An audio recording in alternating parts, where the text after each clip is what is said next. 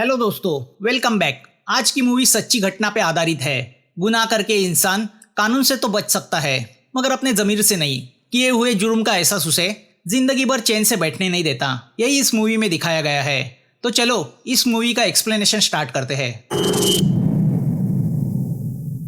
हर police officer की जिंदगी में एक ऐसा केस होता है जिसे वो रिटायर्ड होने के बाद भी भुला नहीं पाता।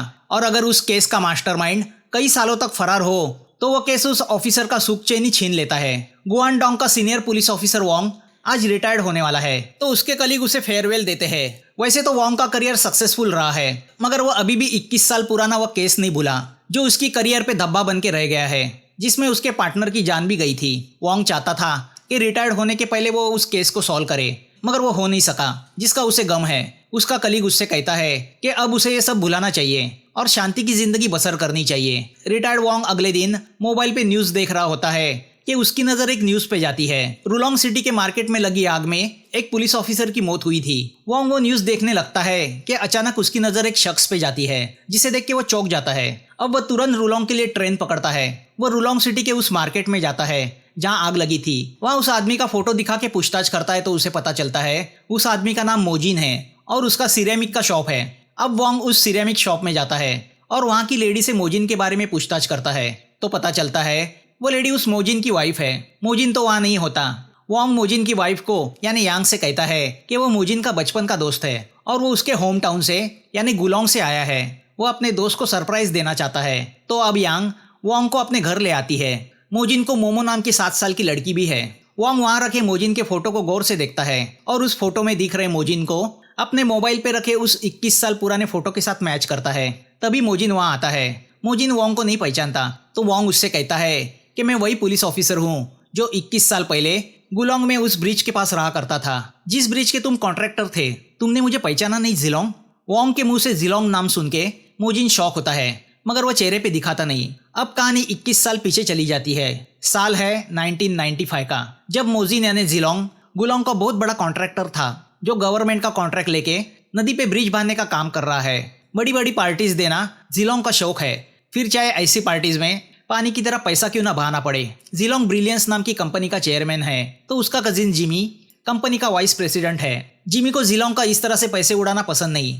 ऐसी पार्टियों की वजह से कंपनी का बैंक बैलेंस खाली होते जा रहा है, मगर जिलोंग को उसकी परवाह नहीं। गवर्नर जिलोंग को वार्निंग देता है कि वह इन पार्टियों से निकल के ब्रिज को जल्द से जल्द पूरा करे, वरना नतीजा बुरा होगा। यहाँ वोंग का गुलोंग के पुलिस स्टेशन में ट्रांसफर होता है, जहाँ उसकी मुलाकात नोमिन से होती है जो अब उसका पार्टनर है। यहाँ अगले दिन जिमी पैसा निकालने के लिए बैंक में जाता है कि उसी वक्त 2 रॉबर्स उस बैंक में डकैती डालते हैं। दोनों ने मास्क पहने हैं। उसमें से एक रॉबर जिमी को देखते ही शॉक होता है। अब वो दोनों रॉबर्स बैंक की तिजोरी में से 1.5 लाख युआन चोरी करके वहां से भाग जाते हैं। रेस्टोरेंट में बैठा जिलोंग नशे में धूत होता है कि तभी जिमी वहां आके उसे बैंक रॉबरी की खबर देता है। वह खबर सुन के जिलोंग डिस्टर्ब होता है। इस दिन दहाड़े हुई रॉबरी की वजह से पुलिस स्टेशन में तहलका मच जाता है। रॉबर ने लोगों को डराने के लिए एक गोली भी चलाई थी। पुलिस को तहकीकात से पता चलता है कि उन 2 रॉबर में से एक रॉबर काफी छोटे कद का था। यहाँ वो दोनों रॉबर्स यानी बाओ और फुलिन अलग अलग रास्ते शहर छोड़ के भागने का फैसला करते हैं। उनकी बातों से पता चलता है कि वह जिलोंग की कंपनी में ही काम करते हैं। यहाँ जिमी जिलोंग को बताता है कि शायद हम इन रॉबर्स को जानते हैं। उनकी आवाज कुछ जानी पहचानी थी। उनकी भाषा से ऐसा लग रहा था कि वो टोंगजू इलाके से है। तो अब जिलोंग अपनी कंपनी में काम करने वाले उन वर्कर्स की लिस्ट निकालता है जो टोंगजू से आए हैं। जिलोंग बहुत तेज दिमाग का है, तो वह जिमी ने बताए हुए हुलिये से जान जाता है कि वो रॉबर्स कौन है। मगर रॉबरी की बात से वो खुश हुआ है, क्योंकि अब उसे बैंक के लोन से छुटकारा पाने का रास्ता मिल चुका है। अपनी आदतों की वजह से जिलोंग पे बैंक का भारी कर्जा हुआ है, तो अब वो बाओ को पेश करता है। या वोंग नेमिन के साथ उस बैंक में पहुंचता है जहां रॉबरी हुई है। तहकीकात से उसे पता चलता है कि रॉबर्स चोरी किया हुआ पैसा पॉलीथीन बैग में लेके भागे, जिससे वोंग को आश्चर्य होता है। वो समझ जाता है कि रॉबर्स तो फटीचर है, क्योंकि टाउन में दूसरी इतनी बड़ी बैंक्स होने के बावजूद उन्होंने इस छोटी बैंक पे डकैती डाली। बैंक की कैशियर बताती है कि वो लोग टांगजू एक्सेंट में बात कर रहे थे और ऐसे वर्कर उस ब्रिज वाली कंपनी में काम करते हैं। यहाँ बाओ को जिलिंग का पेज मिलता है कि पुलिस तुम्हें रेलवे स्टेशन और हाईवे पे ढूंढ रही है। शहर से भागने का ख्याल छोड़ दो और मुझे 8 बजे यूलिन रेस्टोरेंट में आके मिलो। वो मैसेज सुन के बाओ चकरा जाता है और रात को रेस्टोरेंट पहुंचता है जहां जिलोंग और जिमी बैठे होते हैं। जिलोंग बड़ी अक्लमंदी से अपनी चाल चलता है और झूठ मूठ का गुस्सा दिखा के बाओ से कहता है कि तुम्हारे इस छोटी बैंक पे डकैती डालने की वजह से मेरा 10 मिलियन चुराने का प्लान चौपट हुआ है। तो अब बाओ घबरा के जिलोंग पे गन तान देता है, मगर जिलोंग गन की परवाह किए बगैर उससे कहता है, मैं बड़ी बैंक पे बड़ा डाका डालने का प्लान बना रहा था, मगर तुम्हारी बेवकूफ़ी की वजह से पुलिस सब बैंक्स पे अब नजर रखेगी। जिलोंग बाओ से कहता है कि डकैती डालना आसान है, मगर चुराए हुए पैसे हजम करना मुश्किल है। थोड़े से पैसे के लिए अब तुम पकड़े जाओगे। जिलोंग बाओ से कहता है, अब तुम्हारे सामने 3 ही रास्ते हैं, या तो मैं तुम्हें पुलिस के हवाले कर दूं, या तुम अपनी गन यहाँ छोड़ के यहाँ से भाग जाओ, या तुम दोनों यहीं पे रहो और मेरे लिए और बड़ी डकैती डालो। बाओ जिलोंग के साथ उसके प्लान पे काम करने का फैसला करता है। जिलोंग की बातें सुन के जिमी भी हैरान होता है, मगर जिलोंग का दिमाग शातिर है। रास्ते में वो जिलोंग से पूछता है कि तुमने बैंक रॉबरी का प्लान कब बनाया? अब क्या जेल जाने का प्लान कर रहे हो? अगर हम हमारे फंड को सही तरीके से ब्रिज बनाने में लगाते तो ये नौबत ही नहीं आती। जिलोंग जिमी से कहता है, ये प्लान मेरे दिमाग में तुम्हारी वजह से आया है। तुम्हें याद होगा जब हम कॉलेज में थे तो एक दिन खर्चे के लिए तुमने एक टैक्सी ड्राइवर की गर्दन पे चाकू रख के मुझे उसका वॉलेट छीनने को कहा। आज भी हम हमारे खर्चे के लिए इस शहर की गर्दन पे चाकू रखेंगे और पैसे लूटेंगे। जिमी कहता है, उस चोरी के लिए हमें जेल नहीं हुई, मगर बैंक रॉबरी के लिए बड़ी लंबी जेल होगी। जिलोंग उससे कहता है, सिर्फ बिजनेस कार्ड छापने से बिजनेस नहीं चलता, उसके लिए पैसा और दिमाग भी जरूरी है। हमारे पास दिमाग है मगर पैसा नहीं, और ये रास्ता तो हम दोनों ने उसी दिन चुना था जब हमने उस टैक्सी ड्राइवर को लूटा था। यहाँ सुबह सुबह ट्रैफिक की वजह से वोंग की नींद टूट जाती है। वो विंडो में से बाहर देखता है तो उसे पता चलता है ब्रिज का काम रुकने की वजह से ट्रैफिक जाम हुआ है। तो यहाँ योंगशुआ बैंक का मैनेजर रोशुआ अपने सिक्योरिटी चीफ के साथ जिलोंग से मिलने उसके ऑफिस आता है, जहाँ जिलोंग ऑलरेडी बाओ और फुलिन के साथ बैठा है। वो सब मिलके योंगशुआ बैंक पे डकैती डालने का प्लान बना रहे हैं, जिनको सिक्योरिटी चीफ डोंगचेन गन प्रोवाइड करने वाला है। काफी तूतू मैमे के बाद वो सब साथ में काम को अंजाम देने के लिए तैयार होते हैं। रोशुआ कहता है कि इन 2 पपलुओं की वजह से सब बैंक के बाहर पुलिस ने पहरा बिठा दिया है। तो अब जिलोंग उनसे कहता है कि हम बैंक पे डकैती डालेंगे ही नहीं, हम पैसे ले जाने वाली वैन को रास्ते में लूटेंगे। तभी बौखलाया हुआ वोंग जिलोंग की केबिन में घुस आता है और उसे धमकी देता है कि वो जल्द से जल्द ब्रिज का काम पूरा करे। ट्रैफिक जैम की वजह से वहाँ रहना तक मुश्किल हुआ है। जिलोंग उसे प्रॉमिस करता है कि ना कि सिर्फ ब्रिज पूरा होगा बल्कि खूबसूरत भी होगा। जाते जाते वोंग वहाँ बैठे उन लोगों को एक नज़र देखता है। बाओ और फुलिन का साथ में काम करना रोशुआ को पसंद नहीं, मगर जिलोंग उससे कहता है कि वो ऐसे लोग हैं जो वक्त आने पर हमारे लिए गन भी चलाएंगे, और गैंग में कोई तो ऐसा होना ज़रूरी है जिसके सर पे हम रॉबरी का इल्ज़ाम डाल सकते हैं। यहाँ पुलिस को लगता है कि चूंकि बैंक रॉबरी के डकैत अब तक इस शहर के बाहर नहीं गए, तो हो सकता है अपनी सक्सेस को लेके वो और एक रॉबरी का प्लान बना रहे हैं। यहाँ ये लोग बैंक की कैश ले जाने वाली वैन पे नज़र रखते हैं, उसका स्केड्यूल चेक करते हैं। तो दूसरी ओर वोंग चीफ के सामने शहर की ऐसी 3 बैंक के नाम रखता है जिन पर डकैती होने की आशंका है, क्योंकि डकैती के बाद शहर के बाहर भागने के लिए वह बैंक सही लोकेशन पे है। यहाँ योंगशुआ बैंक के सिक्योरिटी के लिए रखी गई गन सी इस डकैती के लिए इस्तेमाल करने का प्लान बनाया जाता है, जो डोंगचेन अरेंज करता है।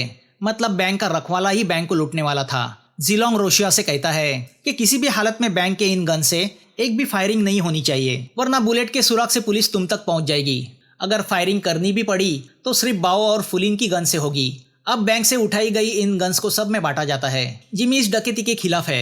यहाँ रॉबरी के दिन कैश ले जा रही वैन बैंक की तरफ निकलती है कि एक चौराहे पे मास्क पहने ये लोग उस वैन पे हमला करते हैं। बाओ और फुलिन तो बेधड़क गोलियां चलाना शुरू करते हैं, तो डोंगचेन को भी अपनी जान बचाने के लिए गोली चलानी पड़ती है, जिसमें वैन का सिक्योरिटी गार्ड मर जाता है। 3 लोगों का मर्डर करके ये लोग कैश से भरी उस वैन को लेके भागते हैं। बैंक में बैठे पुलिस को जब इस बात की खबर लगती है तो वह क्राइम लोकेशन की तरफ भागती है।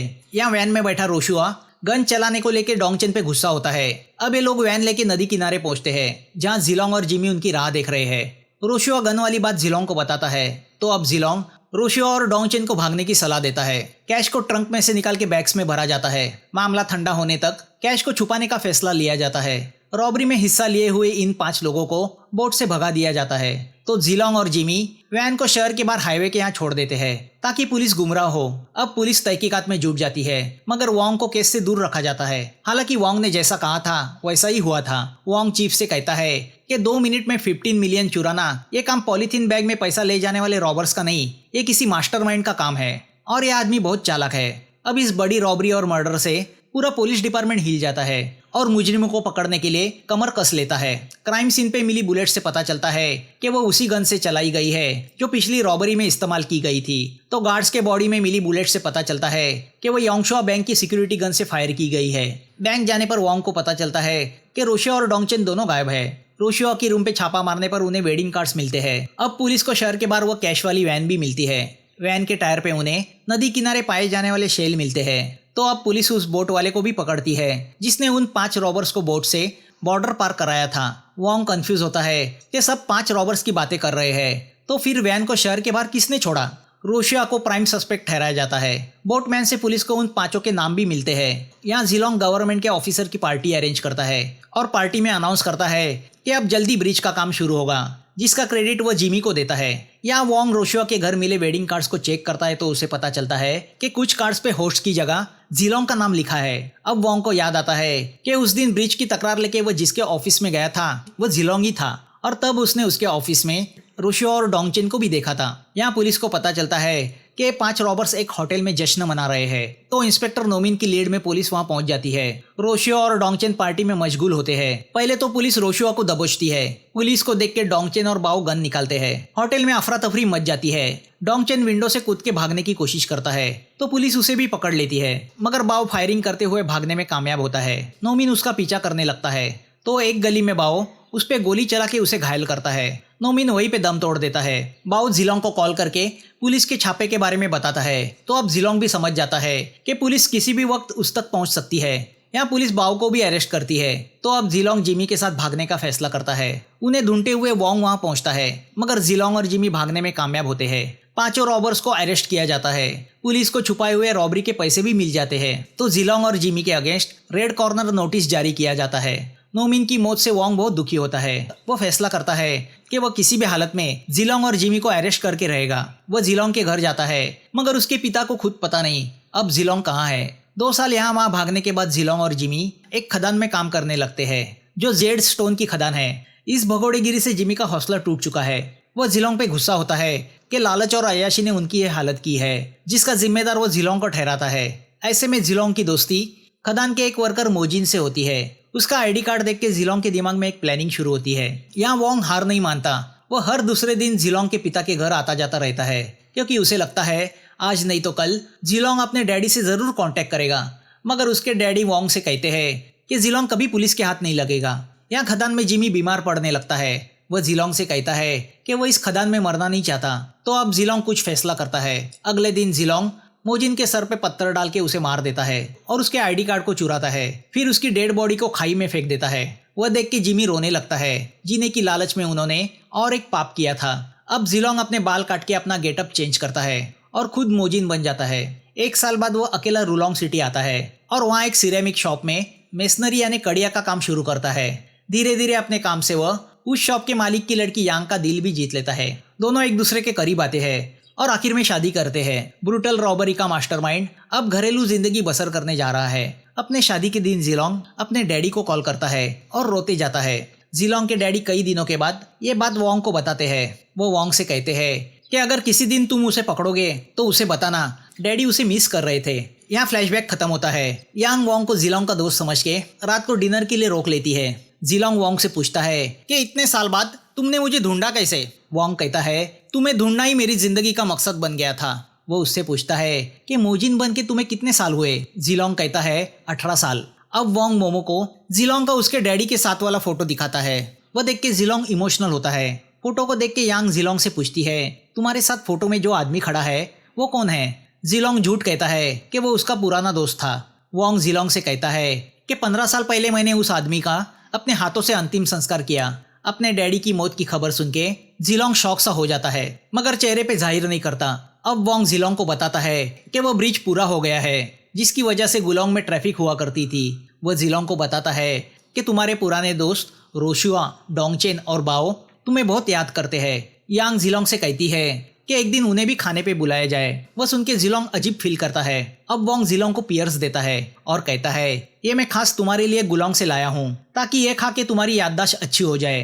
तो अब जिलोंग वॉन्ग से सीधा पूछता है तुम्हारा इरादा क्या है। वॉन्ग बताता है मैं सिर्फ देखना चाहता था तुम कैसे हो। उनकी बातें सुन के अब योंग भी कंफ्यूज होती है, तो अब जिलोंग वॉन्ग को घर से जाने के लिए कहता है।